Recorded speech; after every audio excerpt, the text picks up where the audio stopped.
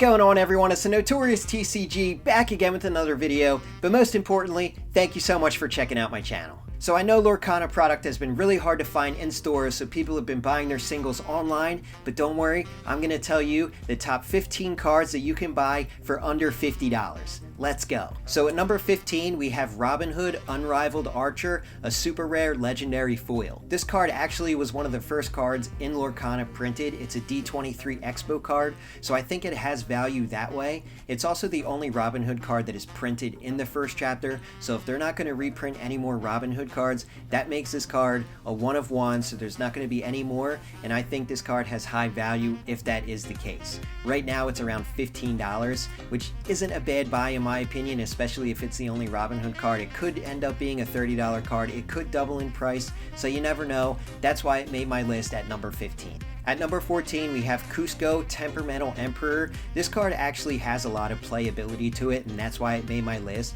In a foil form, it is a rare. It's around $20 right now, just under $20. So I think that's a good buy in my opinion.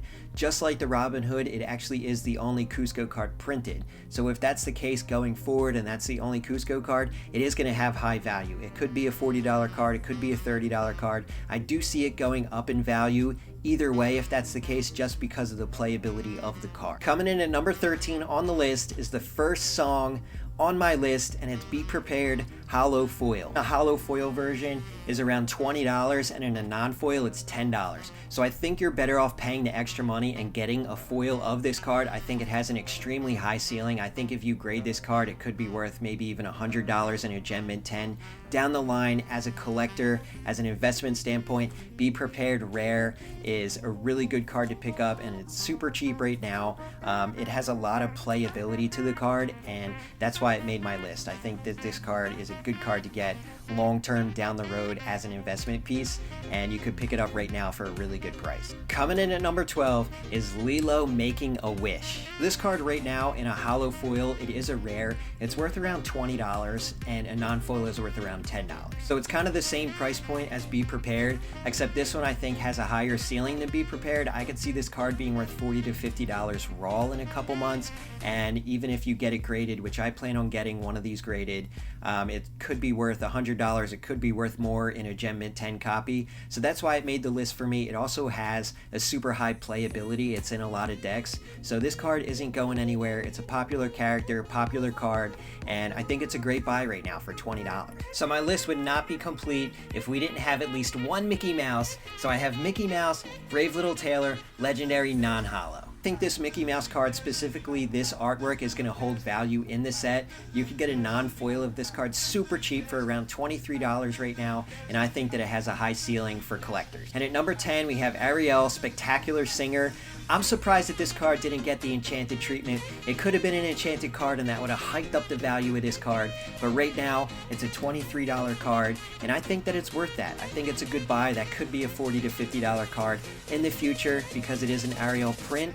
It didn't have an enchanted card, so it might hold the value because there is none. It might be the only Ariel printed in the set, but I do see the Ariels getting printed long-term in other sets as well, which could bring the price down. So I'm not sure on this card, but right now you could pick it up for $23 in a hollow foil form, which is a good deal in my opinion. And wheeling in at number 9 might be the steal of the list. I have Stitch Rockstar Hollow Foil. This is such a sick card. It's one of the best artworks in the set. It is a D23 Disney Expo card, so it is going to hold its value. You can get this card super cheap right now for $25. I would be all in on that if I didn't have one myself off the channel. This is a card that I think that you could consider grading.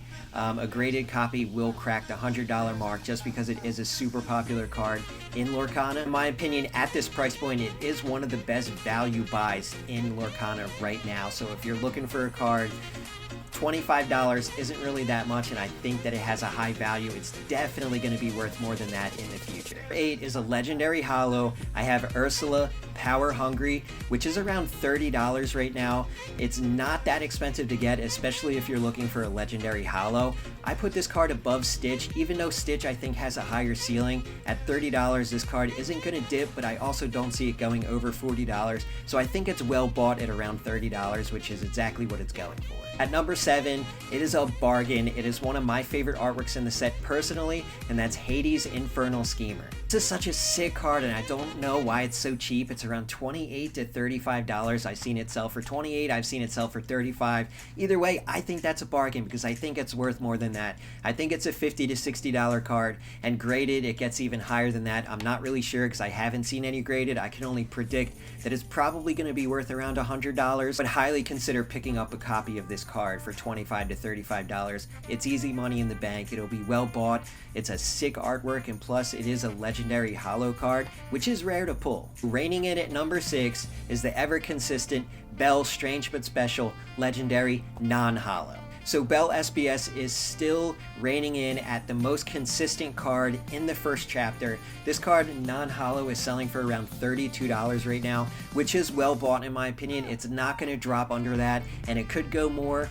Personally, for me, I would probably look to pick up the holo foil copy. I think it's going to be worth more long-term as a collector. But right now, if you're on a budget, $32 for a Bell SBS Princess card isn't bad at all. 5, I have a Whole New World super rare holo foil. Also one of the best bargains in the set because it is cheaper than Bell SBS, but I have it higher on my list just because the ceiling for it is to the moon. This is a sick card. It's a home run from an artwork standpoint, and from a collector standpoint, you can get this card right now at $30 in a holo foil, and the ceiling for that is much higher than that. I see this being a $50 to $60 card. Graded, it could crack the $100 mark, maybe more. Gem Mint 10, it's going to be maybe $200 a couple years down the line if you're thinking ahead. This card is a home run, and it's super cheap right now for $30. So a card that cracked the top 4, and it's not going anywhere. It's top 4 on most of my lists, and that's Maleficent Monstrous Dragon, legendary, non-holo. Pick up this card right now, relatively inexpensive for around $34 for a legendary card. That's really not that much. I know it's extremely hard to pull. If you're not too concerned about whether your legendary is a holo foil or not, I would consider picking up this card because it is very hard to pull, and $34, it isn't that much to have a legendary card. This is also a D23 Expo card, so it is always going to have value for that reason. And number 3, here it is, personally my second favorite card in the set, behind its counterpart, the legendary Tinkerbell Giant Fairy. We're talking about Tinkerbell super rare in a holo form. This card is around $35, and that's easy money in the bank. It's easily going to be worth that in the next couple months. I see it jumping from $50 to $60, could even crack the $70 mark. In a graded PSA 9, it's going to be over $100, and a Gem Mint 10, it might crack the $200 mark.